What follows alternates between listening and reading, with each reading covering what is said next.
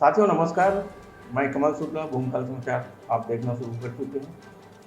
सबसे पहले मैं छत्तीसगढ़ सरकार को बधाई देता हूं कि वे जो है नक्सल उन्मूलन अभियान में अभी तक की सभी सरकार जो सफलता हासिल करते रही, लगातार लड़ाइयाँ चलती रही और कई बार डेट डेट दिया जाते रहा कि अब नक्सलवाद समाप्त हो जाएगा। ऐसा डेट देखते हुए भी मुझको कम से कम मैं 30 साल से व्यवस्था में हूँ, तो कम से कम 20 से ज़्यादा बार डेट दिया गया, कभी किसी मुख्यमंत्री के द्वारा, कभी प्रधानमंत्री के द्वारा, कभी किसी भी नेता के द्वारा। मगर इस बार जो डेट दिए हैं उसके हिसाब से कार्रवाई होते भी दिख रहे हैं और पिछले 7-8 माह के भीतर ही जो है 400 से ज़्यादा माओवादी मारे गए और सैकड़ों ने आत्मसमर्पण कर दिया है। इसके लिए छत्तीसगढ़ सरकार को बधाई देता हूँ और इसलिए भी बधाई देता हूँ कि छत्तीसगढ़ का जनसंपर्क विभाग, छत्तीसगढ़ का अधिकारी, खुद मुख्यमंत्री शायद तक बार बार घोषणा कर रहे हैं कि अब बस्तर का विकास शुरू हो चुका है। और निश्चित रूप से मैं भी देख रहा हूँ कि उन इलाकों में जहाँ हम लोग पैदल चलना पड़ता था, सड़कें बन गई है, बिजली पहुँच रहा है, स्कूल खुल रहा है, तमाम प्रकार के विकास पहुँच रहे हैं। मगर ये जो विकास है, विकास शब्द को लेके जो परिभाषा है, मैं अपने पाठकों को बता देना चाहता हूँ कि विकास का मतलब, विकास जो है विनाश लेके आता है और विकास जब विनाश लेके आता है और उसके पहले उस जो आप जो इसको विकास कह रहे हैं उसके पीछे लाखों की संख्या में लोग कुर्बानी देना पड़ता है, अपनी जान से हाथ धोना पड़ता है।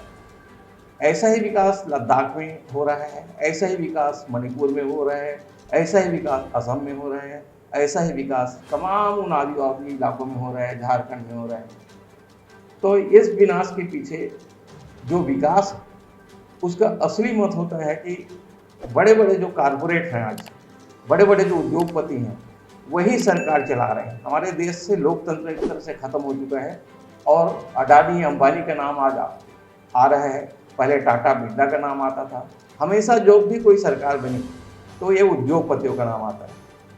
तो विकास विनाश लेके आता है। ये जो मैं कह रहा हूँ वो ये है कि पर्यावरण को अपार क्षति होती है, नदियाँ सूख जाती हैं, जंगल कट जाते हैं और तमाम प्रकार के जो विनाश है वो होता है। अब इसके बाद आप सड़क की बात करेंगे तो सड़कें वहीं तक पहुँचते देखा है मैंने जहाँ से माइनिंग निकली।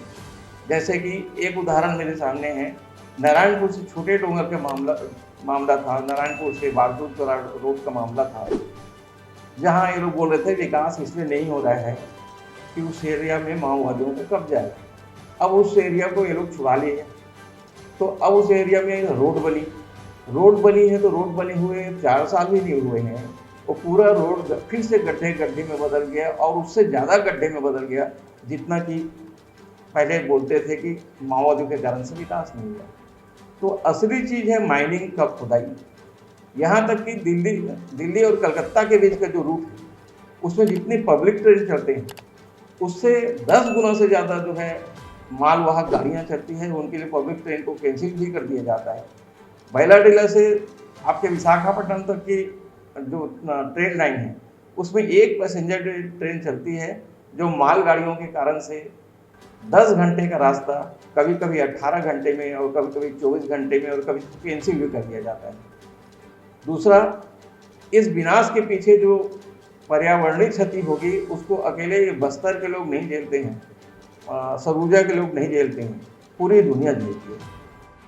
तो साथियों, ये मैंने बताया था जैसे कि विकास जो है विनाश और विस्थापन का संदेश लेके आता है, तो उसमें आपको बता दूं कि नक्सल विवाद उन्मूलन जिस तरह से गति से चल रहा है उससे और ज़्यादा गति से बस्तर में निवेश की प्रक्रिया चल रही है।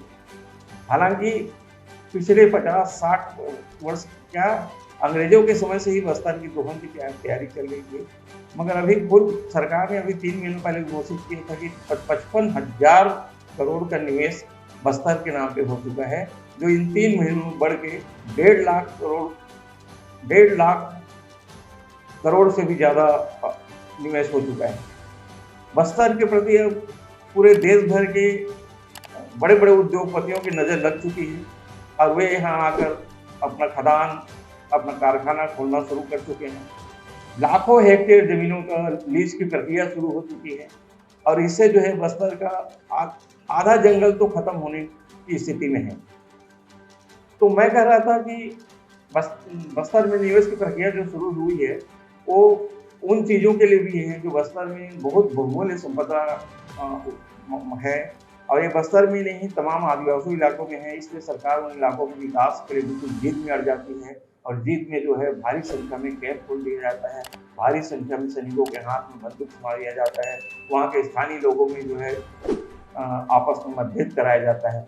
तो ये स्थिति को बस्तर ने भी झेला है और बस्तर में भी जो है कई 100 लोग इस झगड़े में मारे गए हैं, क्योंकि मारे जाने वाले लोग केवल सरकार की तरफ से भी नहीं मारे जाते, इसके लिए लड़ाई लड़ने वाले जो लोग हैं उन्होंने भी मारपीट, उन्होंने भी मार किया है, उन्होंने हत्याएं की है। ये यानी कुल मिला के कहें और तमाम पत्रकार बोलते हैं, तमाम बुद्धिजीवी बोलते हैं कि बस्तर के विकास के लिए जो लड़ाई चल रही है सरकार और लड़ने वालों के बीच, विरोध करने वालों के बीच, उसमें बस्तर के आदिवासी ही पिसते हैं और लाखों की संख्या में आदिवासियों को पलायन करना पड़ा है। तो क्या आप इस शर्त में विकास चाहते हैं? और इस विकास का मतलब ये है कि जो जल जंगल जमीन जो कई हजार साल के पहले के लोगों ने हमारे लिए छोड़ा, क्या इसको हम आज ही लूट लें?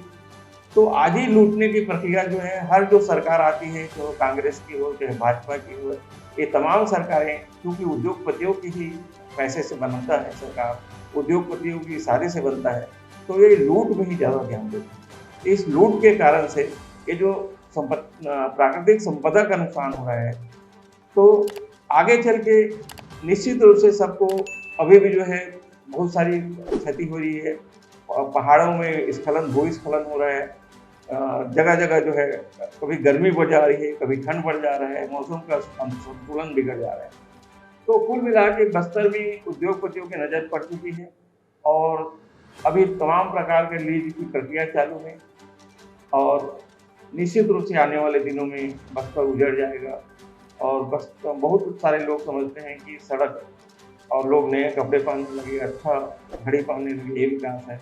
तो मेरी नज़र में ये विकास नहीं है, ये विनाश है और उन लोगों का विकास है जो घड़ी बनाने का काम करते हैं, उपभोक्ता सारे सामान बनाने का काम करते हैं।